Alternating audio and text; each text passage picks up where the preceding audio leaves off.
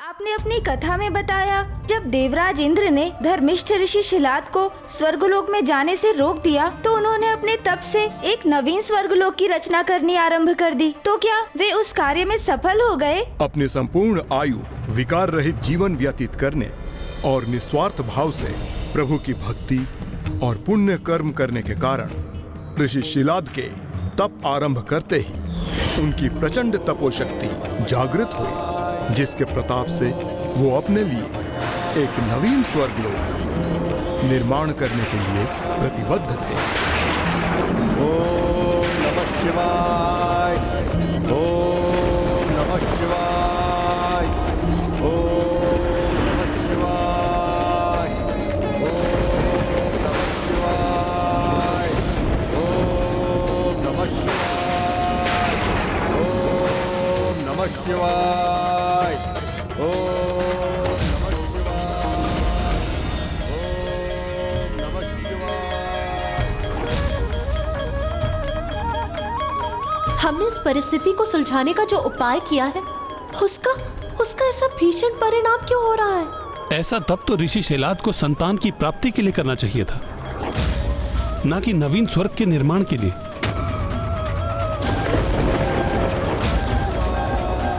इसी का विचार तो मुझे भी चकित और चिंतित कर रहा है देवी पार्वती। ऋषि शिलाद अपने संपूर्ण जीवन में किसी भी मनोविकार से प्रभावित नहीं हुए हैं, किंतु अब ये क्रोधवश अपने पर नियंत्रण न रखकर वो इस अत्यंत विनाशकारी निर्णय पर क्यों अड़े हैं? कहीं अपने क्रोध के आवेश में ऋषि शिलाद अपनी तपोशक्ति का हास न कर ले, जो उन्होंने वर्षों के सात्विक जीवन एवं प्रभु की भक्ति से अर्जित की है। कहीं इस कारण वो महादेव के अवतार को पुत्र रूप में पाने की योग्यता न खो दे। यदि ऐसा हुआ तो प्रभु महादेव कभी अपने एकाकीपन से बाहर नहीं आ पाएंगे।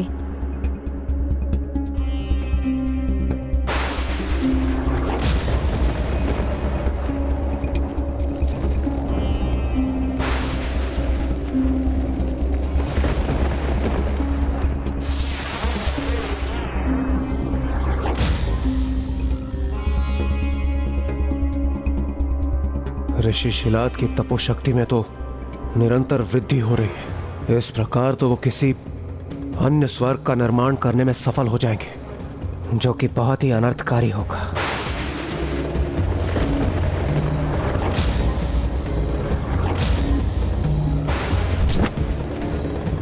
इस समस्या के समाधान हेतु मुझे देवराज इंद्र को कुछ स्मरण कराकर उन्हें ही क्रियाशील करना होगा।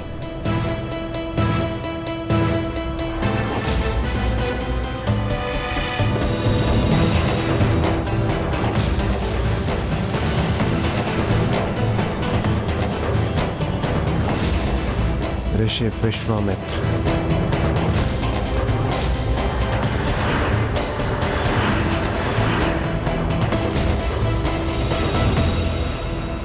हाँ देवगण, ऋषि विश्वामित्र,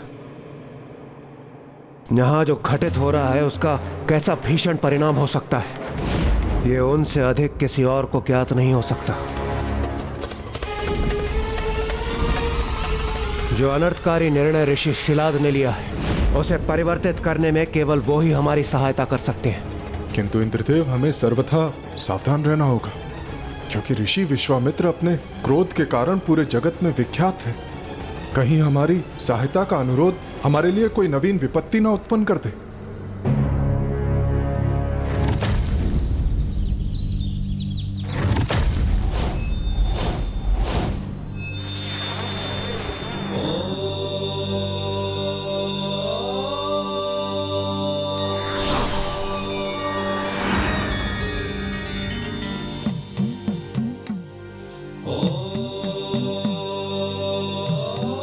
ऋषि विश्वामित्र तो अत्यंत गहन ध्यान में विलीन है।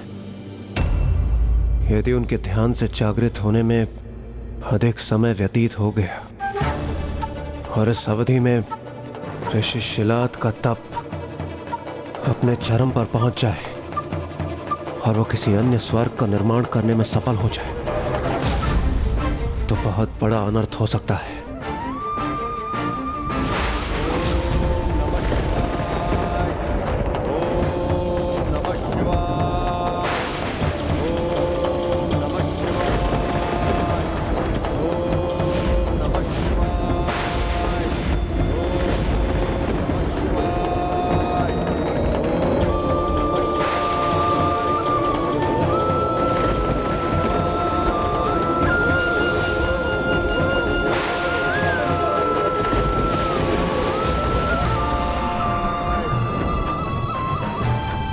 हमें तो अभी से इस नवीन स्वर्ग के दृश्य दिखाई देने लगे।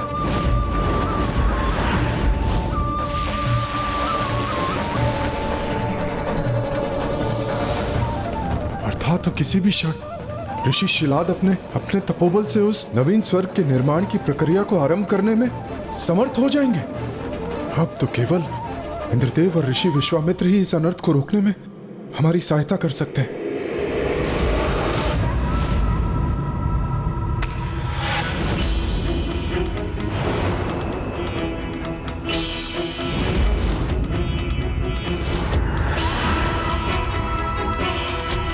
यदि मैंने ऋषि विश्वामित्र का तप भंग किया तो वो क्रोधित हो उठेंगे। इसलिए उचित यही होगा कि मैं ब्रह्मदेव से पूछ लूं कि अब हमें करना क्या चाहिए। देवराज, प्रणाम ऋषिवर। ऋषिवर, मैं तो यहाँ इसलिए आया था कि मुझे ज्ञात है।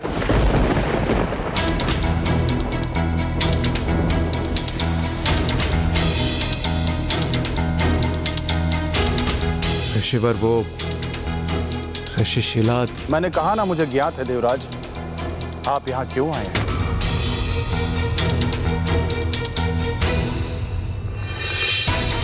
मैं ऋषि शिलाद को समझाकर ये प्रयास करूंगा कि पुनः वैसी दुर्भाग्यपूर्ण स्थिति उत्पन्न ना हो जो पूर्व में भी घटित हो चुकी है। धन्यवाद ऋषिवर।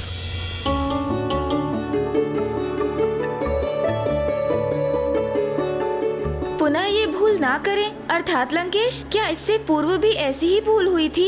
हाँ गौरी नंदन, और वो कोई नहीं स्वयं ऋषि विश्वामित्र ही थे जिन्होंने कभी एक नवीन स्वर्गलोक के निर्माण का प्रयास किया था।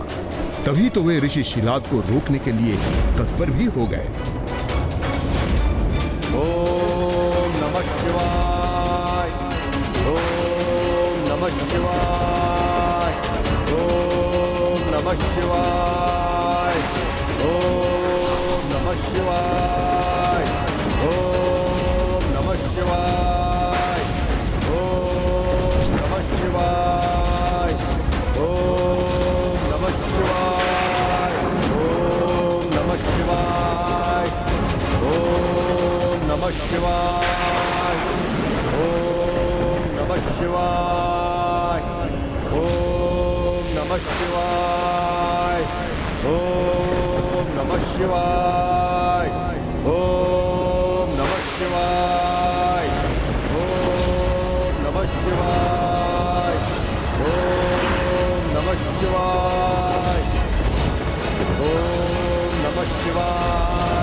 ओम नमः शिवाय, ओम नमः शिवाय, ओम नमः शिवाय, ओम नमः शिवाय। ऋषि शिलाद ने तो नवीन स्वर्ग के निर्माण की प्रक्रिया आरंभ भी कर दी है। अब तो केवल हम आशा ही कर सकते हैं। जिस प्रक्रिया का आरंभ ऋषि शिलाद ने किया है उसे ऋषि विश्वामित्र अंत तक पहुंचने नहीं देंगे। ओम नमः शिवाय, ओम नमः शिवाय, ओम नमः शिवाय, ओम नमः शिवाय, ओम नमः शिवाय, ओम नमः शिवाय, ओम नमः शिवाय। ऋषिवर, जो आप कर रहे हैं उसे रोक दीजिए। ओम नमः शिवाय। ओम नमः शिवाय। आप तो वो महान ऋषि हैं जिन्होंने आज तक अपना विवेक नहीं खोया, किसी मनोविकार को अपने स्पर्श तक नहीं होने दिया, फिर इस क्रोध रूपी मनोविकार से क्यों प्रभावित हो रहे हैं? मेरा आपसे अनुरोध है कि आपने आज तक जो कुछ भी अर्जित किया है उसे इस तरह से व्यर्थ न गवाएं।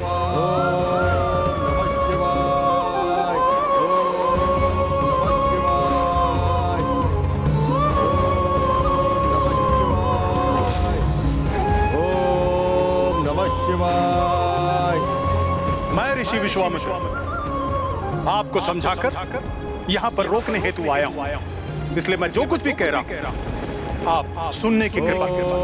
नमः शिवाय।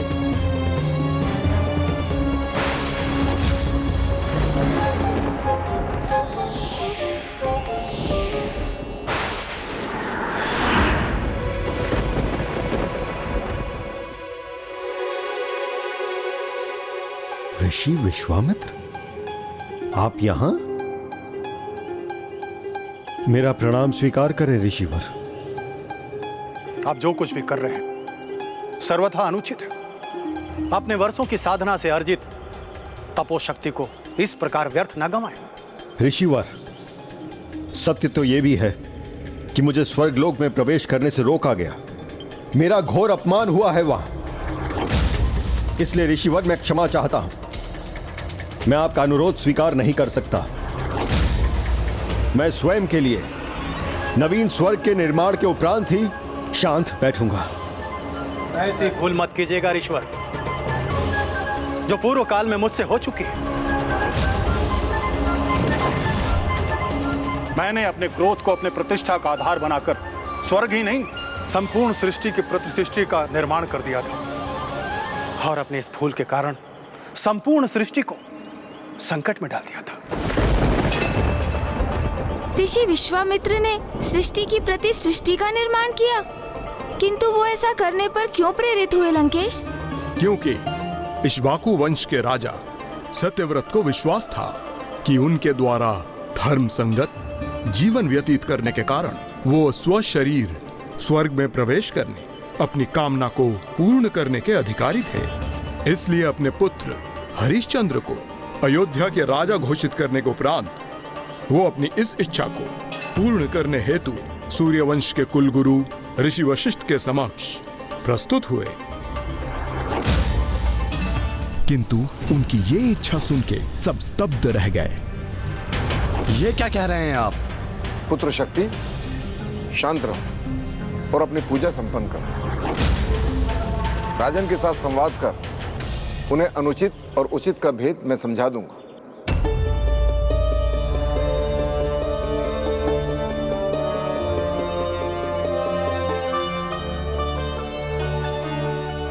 आप जो चाहते हैं वो मैं नहीं कर सकता राजन, क्योंकि आपकी इच्छा प्रकृति के नियमों के विरुद्ध है। किसी भी मनुष्य को सशरीर स्वर्गलोक में प्रवेश करने की अनुमति नहीं है राजन। आपको सशरीर स्वर्गलोक भेजकर मैं इस नियम का उल्लंघन कदापि नहीं करूंगा। मुझे ज्ञात है आप ऐसा अवश्य कर सकते हैं गुरुदेव।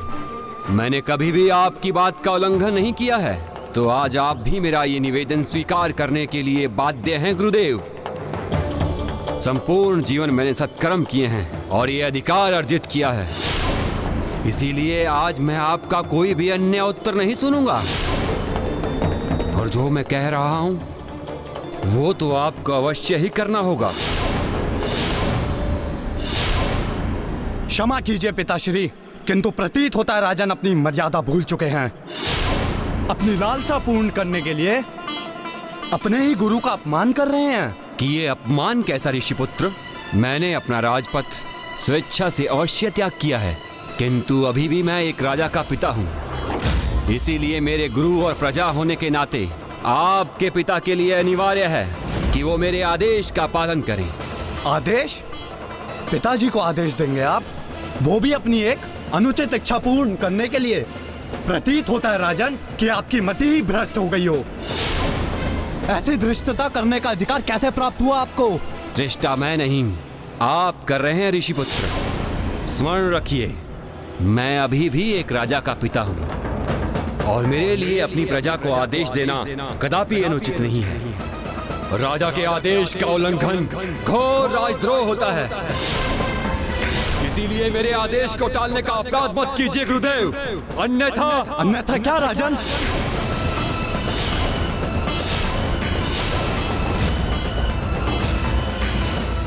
इसके पूर्व की आप ही कुछ करें, मैं ही आपको शापित कर दूंगा।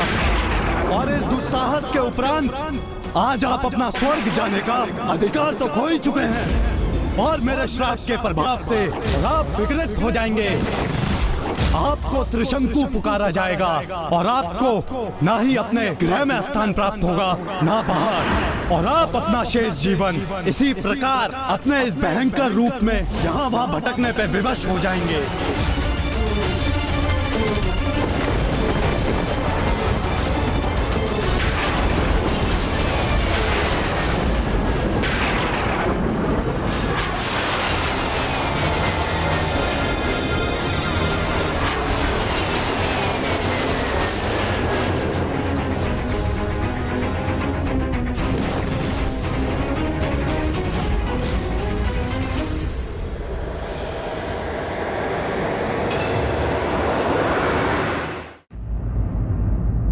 क्या हुआ लंकेश? क्या त्रिशंकु के रूप में महाराज सत्यव्रत अपने राज्य की सीमा से बाहर निर्जन स्थानों में विचरण करने पर विवश हो गए? हाँ, उनकी तो दुर्दशा का वर्णन करना भी कठिन है गौरीपुत्र, क्योंकि वो जहाँ जाते उनके विकृत रूप को देखकर उन्हें कोई पहचान नहीं पाता और वो सभी की घृणा, तिरस्कार एवं धुतकार के पात्र बनते।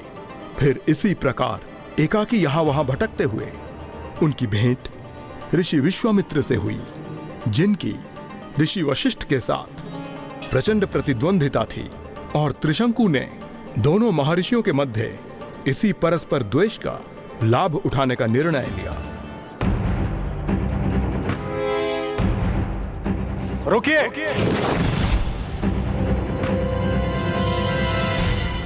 मेरे अनुमति के बिना यहां प्रवेश करने का दुस्साहस कदापि मत करना। प्रणाम ऋषिवर। प्रतीत होता है कि आप भी मुझे इस रूप में पहचानने में असमर्थ रहे हैं।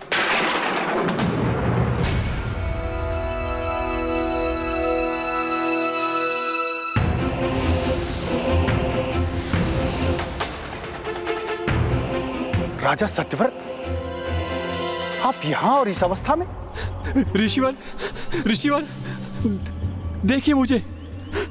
मैंने जीवन भर धर्म का पालन किया और जब मैंने स्वर्ग जाने की इच्छा प्रकट की तो देखिए मेरी क्या दुर्दशा कर दी।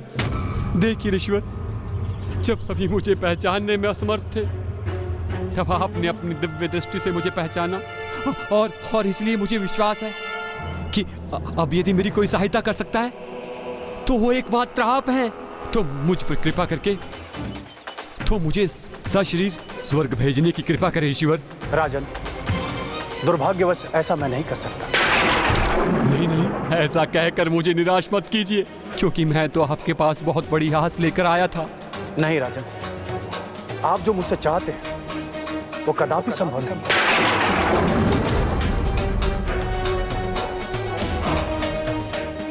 उचित है ऋषिवर, अब मेरे पास कोई उपाय शेष नहीं है। मैं तो यहाँ इसलिए आया था कि जो ऋषि वशिष्ठ के आश्रम में ना हो सका वो आप अवश्य कर देंगे।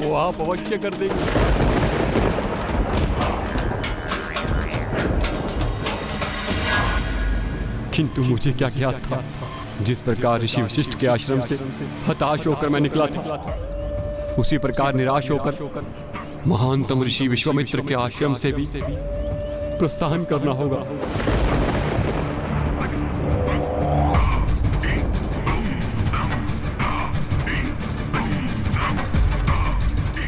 रुकिए राजन,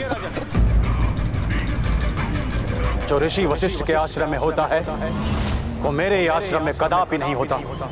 यहाँ पर आया हुआ याचक कभी निराश नहीं लौट सकता। मैं आपको वचन देता हूँ कि मैं सभी आवश्यक अनुष्ठान करूंगा और आपको सशरीर स्वर्गलोक प्रवेश करूंगा।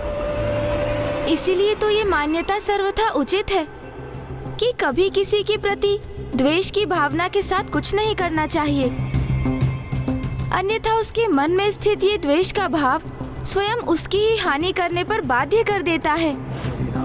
लीजिए लंकेश, जल ग्रहण कीजिए।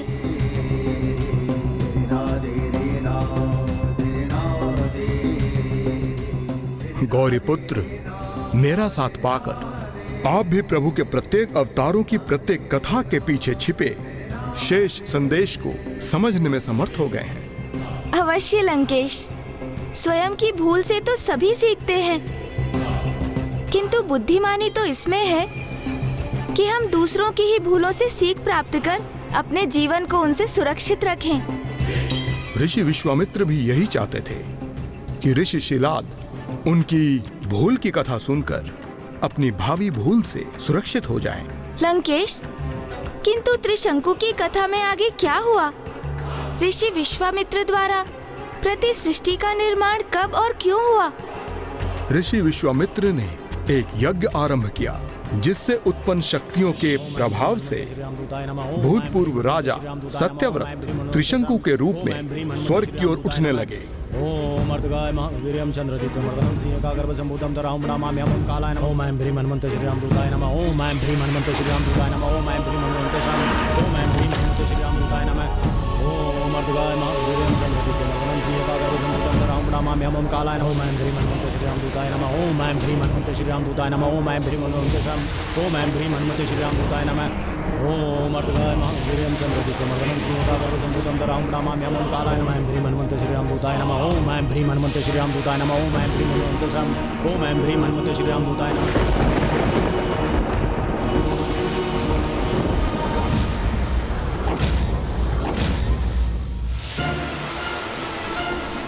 ये क्या कोई अनुमति लिए बिना ही स्वर्ग लोक में प्रवेश करने का प्रयत्न कर रहा है?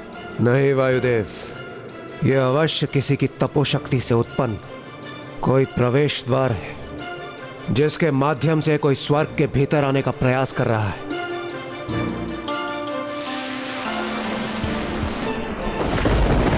यह अवश्य असुर गुरु शुक्राचार्य ही हैं जो पुनः किसी और असुर को स्वर्ग भेजने का प्रयत्न कर रहे हैं। ये जो कोई भी है, मुझे इसी क्षण इसे रोकना होगा।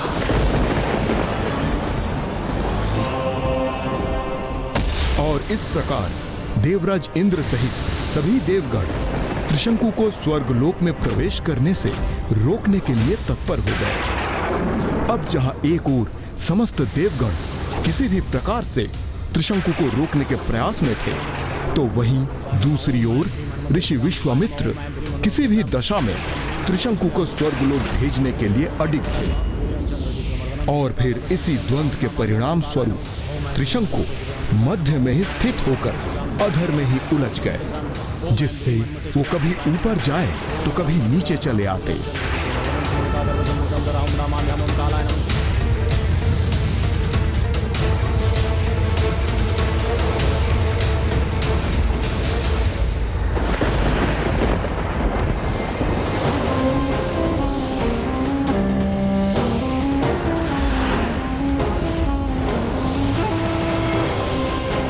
असुर गुरु शुक्राचार्य नहीं, ये तो ऋषि विश्वामित्र है।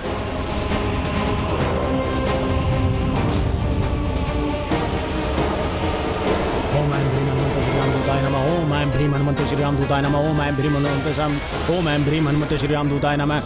ओम अर्धगाय महावीर्यं। हे महर्षि, हमें आपसे कोई द्वेष नहीं है और हम आपके विरुद्ध कदापि नहीं जाना चाहते, किंतु इस समय हम एक बहुत ही बड़े धर्म संकट में हैं। हम किसी भी मनुष्य को सशरीर स्वर्ग में प्रवेश करने की अनुमति कदापि नहीं दे सकते। इसलिए आपसे निवेदन है, आप अभी और इसी क्षण अपने इन प्रयासों को रोक दें। देवराज इंद्र, मैंने त्रिशंकु को वचन दिया है कि ऋषि वशिष्ठ के समान उसे अपने आश्रम से निराश नहीं लौटने दूंगा। मैं उसे सशरीर स्वर्गलोक अवश्य पहुंचाऊंगा। मेरा वचन और उसके मर्यादा कदापि भंग नहीं होने दूंगा।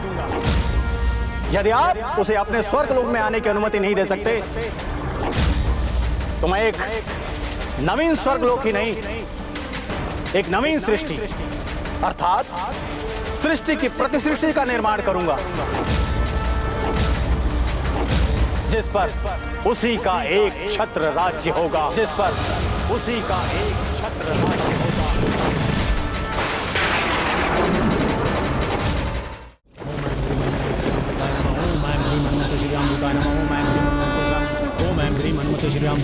मेरे लिए एक प्रति सृष्टि का ही निर्माण करेंगे ऋषि विश्वामित्र।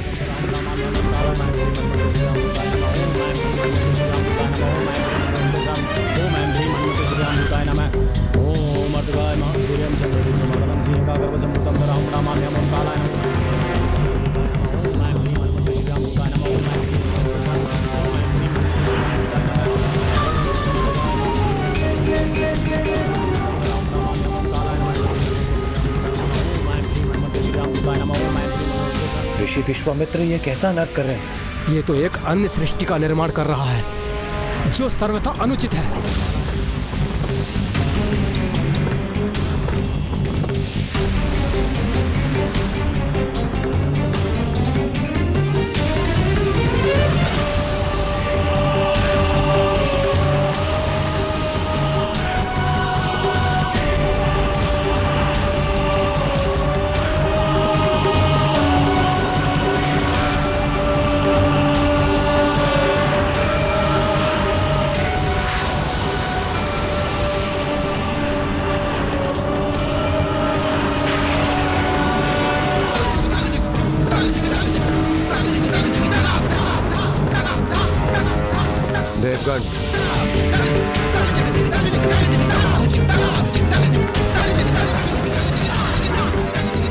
इस प्रकार तो बहुत बड़ा असंतुलन उत्पन्न हो जाएगा।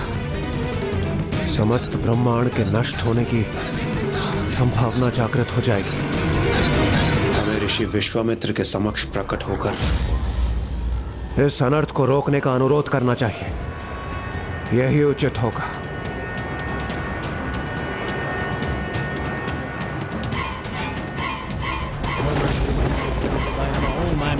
श्री राम दूताय नमः। ओम ऐं ह्रीं हनुमते सम।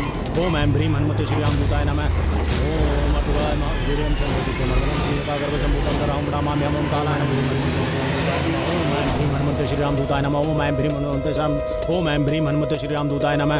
ओम अटुगाय वीर्यं चन्द्रदीप्तमर्दनं। हे ऋषिवर, हे धर्मात्मा, हमारे समस्त दोषों को क्षमा कर दीजिए और इस अनर्थ को होने से रोक दीजिए। ऋषिवर, हमारा आपसे कोई विरोध नहीं। हम तो त्रिशंकु को सशरीर स्वर्ग में प्रवेश करने से केवल इसलिए रोक रहे थे क्योंकि वो धर्म विपरीत होने के साथ साथ उसका स्वर्ग में प्रवेश करना सृष्टि के नियमों के विपरीत होगा। अपने वचन पे अडिग रहना मेरा कर्तव्य है। मैं अपने वचन से कभी पीछे नहीं हटता और ना ही कभी हटूंगा। ऋषिवर, भला ऐसा कोई भी कार्य आप कैसे कर सकते हैं जिसका आधार ही धर्म का विरोध हो? हे ऋषिवर, किसी भी मनुष्य का सशरीर स्वर्ग लोक में प्रवेश करना तो सर्वथा अप्राकृतिक है। इसलिए प्रकृति के विरुद्ध कुछ न हो, वही प्रयास कर रहे थे हम। ऋषिवर, प्रति सृष्टि का निर्माण वास्तविक सृष्टि के लिए महासंकट उत्पन्न कर देगा। आप अपने हट पर स्थिर रहने के लिए समस्त सृष्टि को नष्ट करने की संभावना प्रकट मत कीजिए ऋषिवर।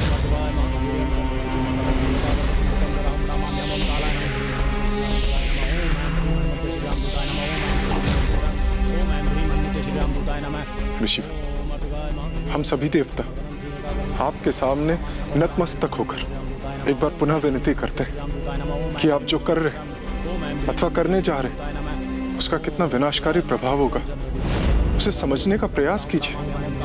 अपने तपोबल को ऐसे सृष्टि के नियमों का उल्लंघन करने में व्यर्थ मत कीजिए।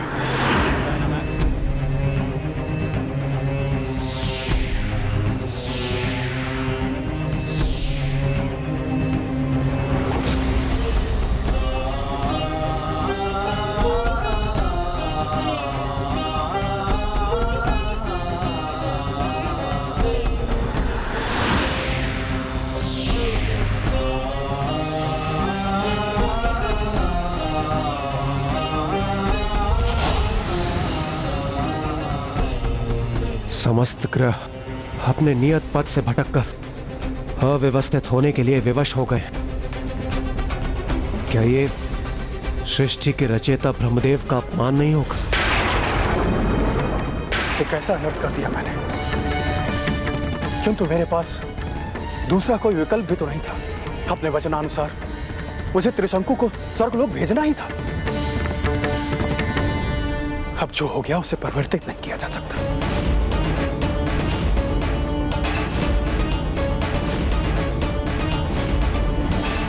उस भूल को सुधारा नहीं जा सका था। ओह, अर्थात इसका अर्थ तो फिर यही हुआ कि सब कुछ पुनः यथावत करने का अब कोई मार्ग ही शेष नहीं था। और अब तो ऋषि शिलाद भी वही भूल करने जा रहे थे। यदि उनसे इतनी बड़ी भूल हो जाती, फिर वे तो प्रभु महादेव के पिता बनने के सौभाग्य से ही वंचित रह जाते। किंतु फिर इसका निवारण क्या था लंकेश?